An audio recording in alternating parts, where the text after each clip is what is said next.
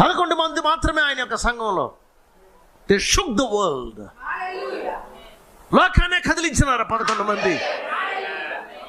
ఏమనుకోబాకండి. ఈరోజు మన పాస్టర్స్ ఎట్టుండో తెలుసా? నా సంఘం పెద్దది అవ్వాలి, నా సంఘం పెద్దది అవ్వాలి, నా సంఘం పెద్దది అవ్వాలి. పెద్దది ఏం చేయబోతావు నువ్వు? అవని అవ్వకూడదని చెప్పడంలే. పెద్దది డబ్బు ఎక్కువ వస్తుంది అంతే. ధనం ఎక్కువైందంటే ధనం ఎత్తినా మతం వచ్చింది. Everybody is fighting, everybody they want this and that and that. ప్రాక్త అంటాడు మనకి పెద్ద సంఘాలు వద్దు అంటున్నాడు ఆయన. అవసరం లేదంటున్నాడు. పెద్ద బిల్డింగ్స్ అవసరం లేదంటున్నాడు. సరే ఈయన ఏం చేద్దాం, వచ్చే వాళ్ళు కూర్చోబెట్టాలో, దానివల్ల మనం పెద్దది కట్టుకుంటున్నాం, చేస్తున్నాం, అది మంచిదే, ఇట్స్ ఓకే. పెద్ద పెద్ద చర్చలు అయిపోయి పెద్దది అయిపోయి ఆత్మ ఫలంలో కానీ సంఘంలో లేకపోతే ఏం ప్రయోజనం? ఏం ప్రయోజనం అండి?